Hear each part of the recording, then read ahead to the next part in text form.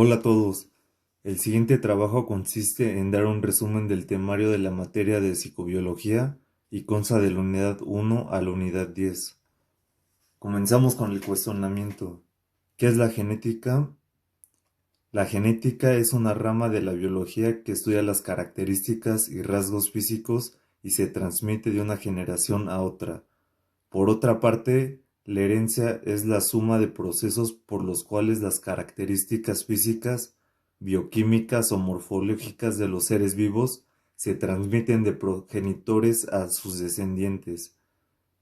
Esta transmisión se lleva a cabo por los genes, que son unidades mínimas de información biológica contenidos en los cromosomas y que se expresan molecularmente en la matrix del ADN.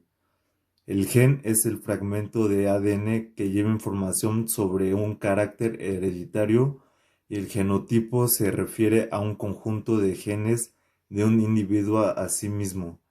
El fenotipo se forma por el genotipo más el ambiente. El genoma humano está conformado por 23 cromosomas en el núcleo de la célula. Esto resulta interesante, ya que dentro de las células los cromosomas portan los genes o instrucciones que determinan todos los aspectos de un organismo. Los cromosomas son moléculas largas de ADN. Las células de cuerpo humano contienen hasta 2.5 de ADN empaquetado en núcleos de micrones de diámetro. Los cromosomas empaquetan este ADN de una forma altamente especializada.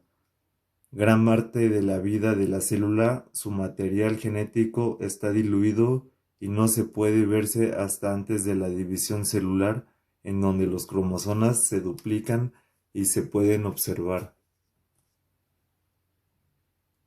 La reproducción celular. Ahora hablamos de los tipos de reproducción celular. Existen dos criterios diferentes. Uno de ellos es por tamaño y número de células hijas y el otro es según el tipo celular y genoma resultante. A continuación daré algunas de sus definiciones, que es la bipartición, o conocida también como fisión binaria.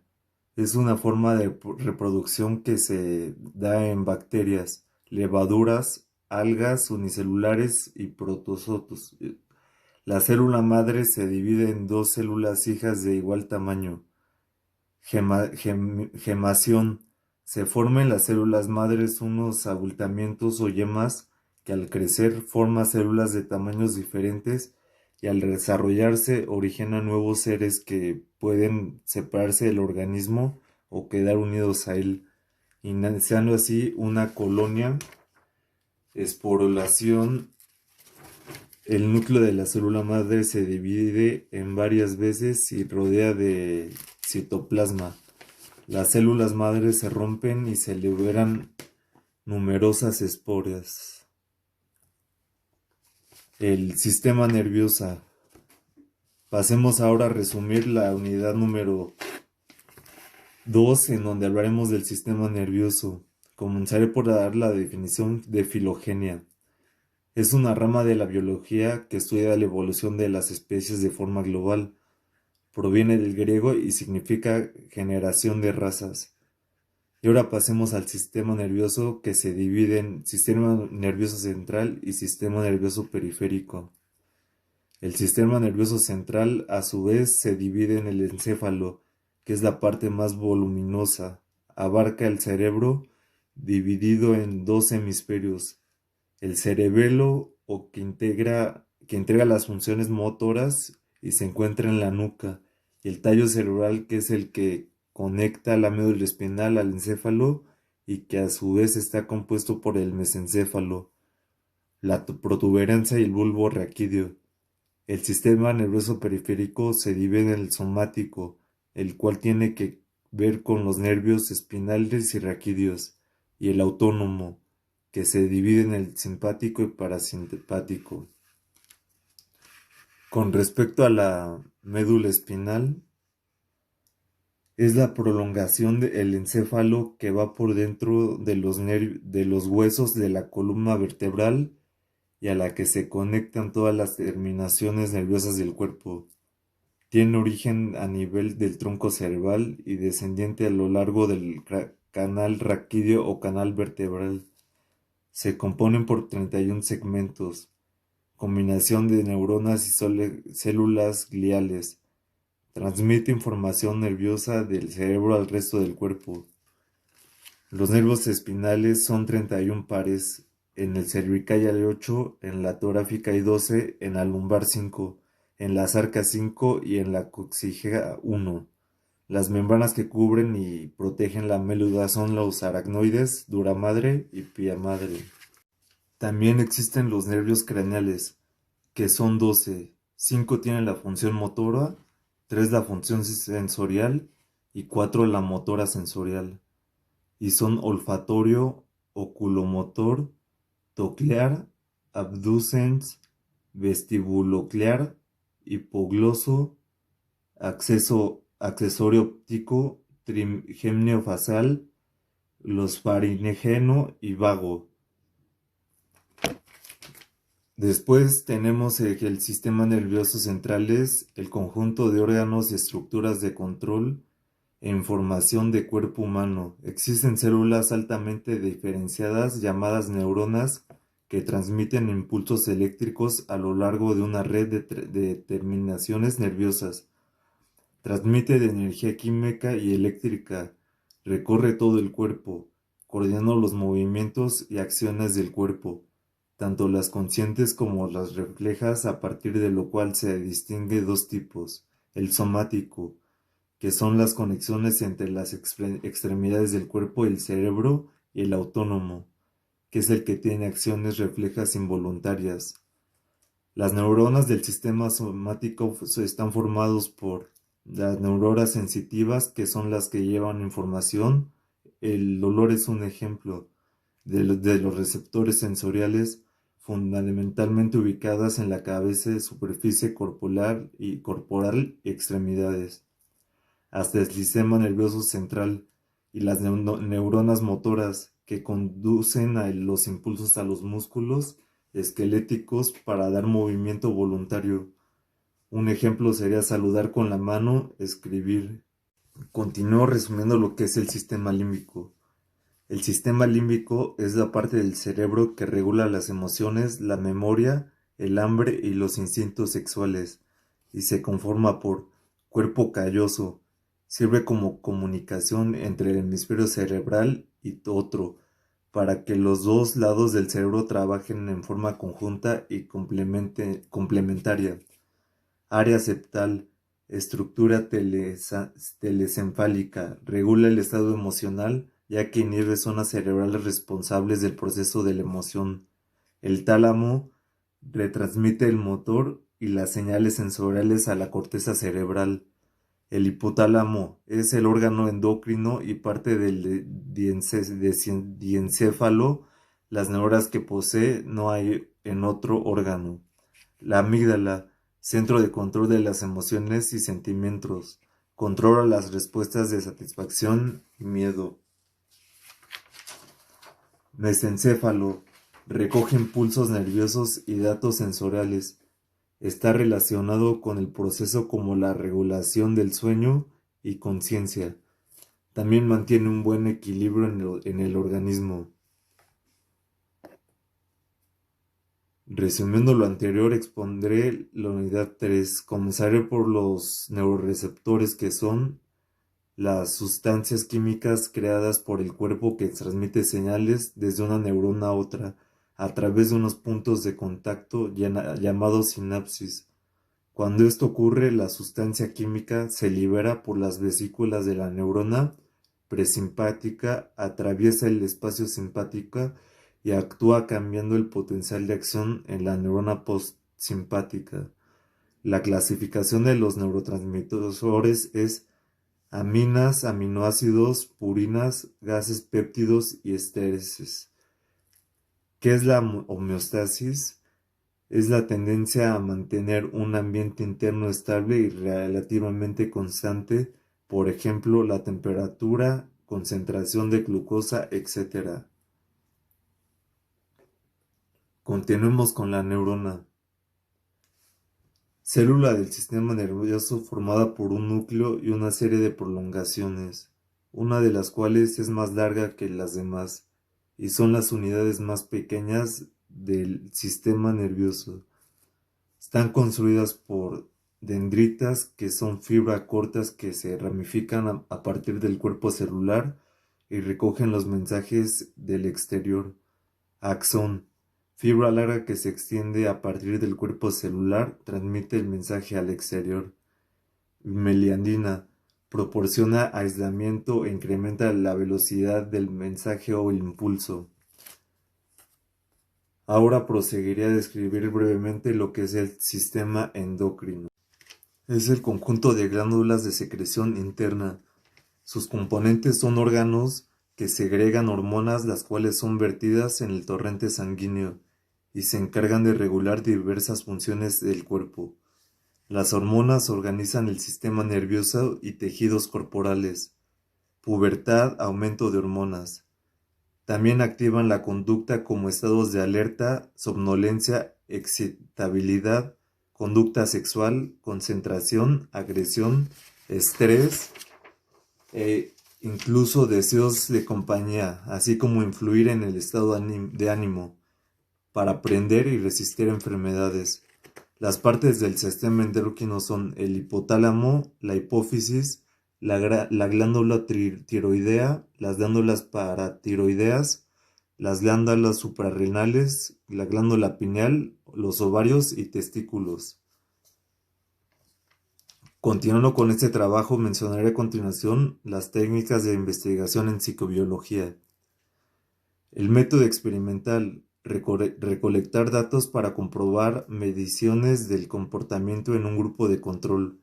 Implica observación, manipulación y registro de variables tanto independiente como dependiente que afectan al objeto de estudio.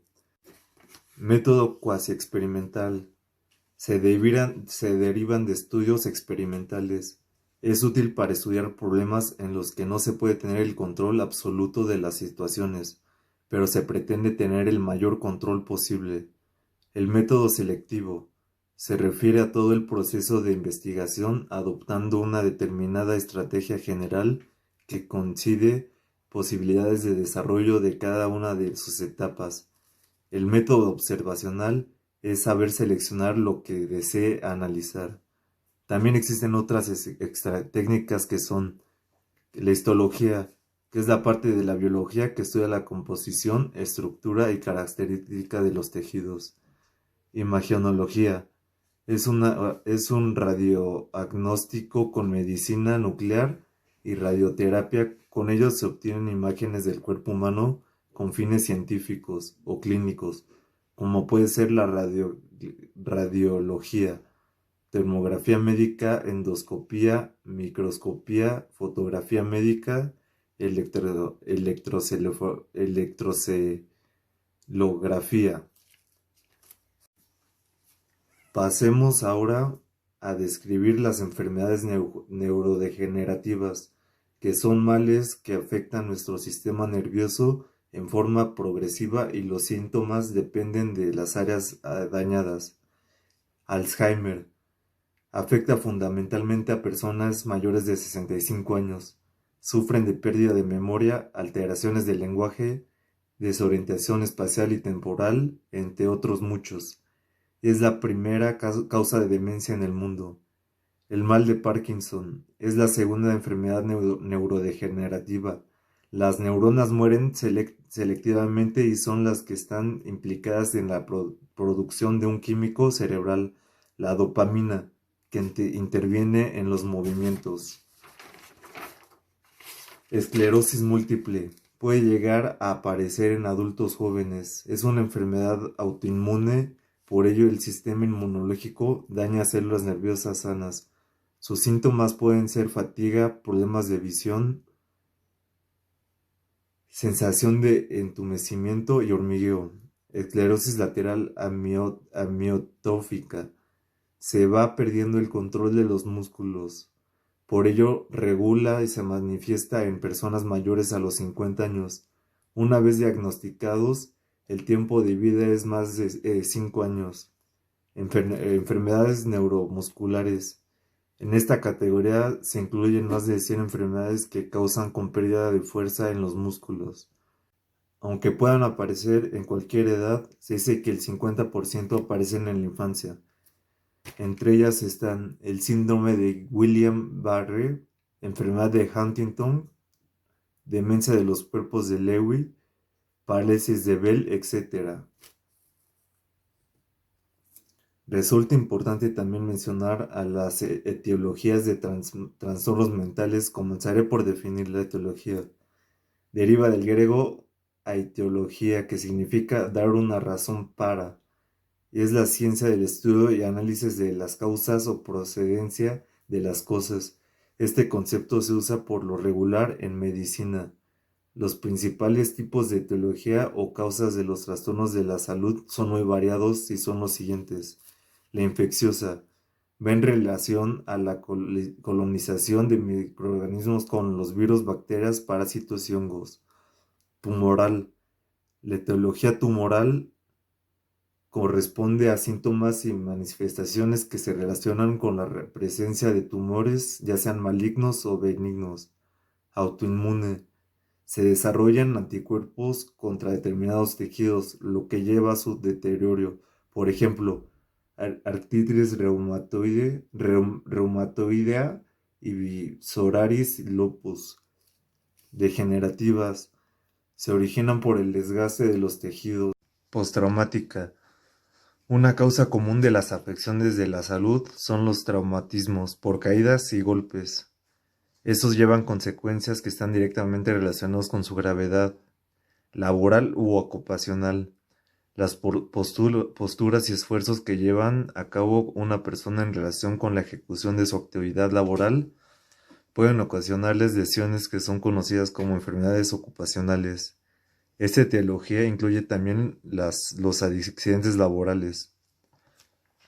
Los trastornos de etiología desconocida se denominan idiopáticos. Uno de estos trastornos son del estado de ánimo. Trastorno mental por alteraciones emocionales causado por separación o pérdida de un ser querido. Ejemplos: la depresión y bipolaridad. El trastorno de ansiedad. Los síntomas son preocupación y miedo intensos. Posiblemente taquicardia, respiración agitada, sudoración. Es causada por un estrés excesivo.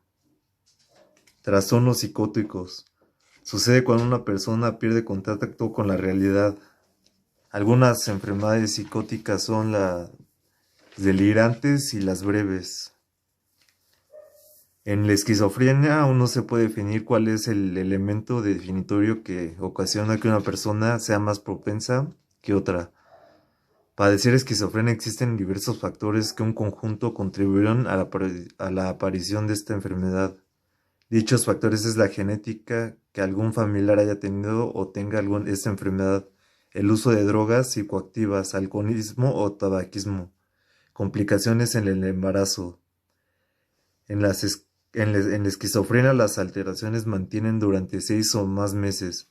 Un subgrupo reducido de pacientes se recupera, pero un porcentaje mayoritario necesita apoyo de por vida. En las esquizofrenias existen síntomas y son los síntomas positivos. Son ideas delirantes, alucinantes, conductas extravagantes y conductas desorganizadas. Los negativos son apagamiento afectivo, abulia, que es la falta de voluntad o iniciativa como de energía, anedonia y motivación. Con respecto a los trastornos de conducta alimenticia, tenemos el comportamiento patológico y observación por el control de peso, y sus causas pueden tener origen en lo biológico, psicológico, familiar y sociocultural. Algunas de las enfermedades son anorexia y bulimia. El trastorno de déficit de atención con hiperactividad causa baja autoestima, problemas de ausencia, trabajo y socialmente. Suele comenzar en la niñez y dura hasta la edad adulta. Algunas enfermedades son inatención e hiperactividad. Ahora pasemos a los sujetos biológicos de los tratamientos psicofarmacobiológicos. La psicofarmacobiología es una especialidad o disciplina científica centrada en el estudio del efecto de los fármacos sobre las conductas y trastornos psíquicos y mentales. Los antidepresivos son los medicamentos que se recetan para problemas del estado de ánimo, como la depresión y la ansiedad. Mejoran también el humor, la concentración y el sueño. A veces tardan varias semanas hasta meses, generalmente de 4 a 6. Antidepresivos. Los antidepresivos son medicamentos que recetan para problemas del estado de ánimo, como la depresión, ansiedad y también para el dolor y la dificultad para dormir. Y los ansiolíticos son los medicamentos que actúan sobre el sistema nervioso central y así reducen la angustia y la ansiedad del paciente. Se utilizan para tratar los síntomas del nerviosismo, insomnio y ansiedad. Los ansiolíticos son un tipo de drogas psicotrópicas que se utilizan para reducir la ansiedad. En combinación con psicoterapia ayudan a aprender a afrontar las situaciones temidas. Algunos ansiolíticos son alprazolam y diazepam y antidepresivos es la fluoxetina. Los antipsicóticos son los medicamentos que ayudan a las personas que tienen enfermedades mentales graves. Es como la psicosis. Se utiliza para tratar muchas condiciones y síntomas de la salud mental, no solo la psicosis. Actúan mediante modificaciones del efecto que tienen ciertas sustancias en el cerebro. Los medicamentos antipsicóticos no curan las enfermedades mentales, más bien se utilizan para ayudar a aliviar los síntomas y mejorar la calidad de vida.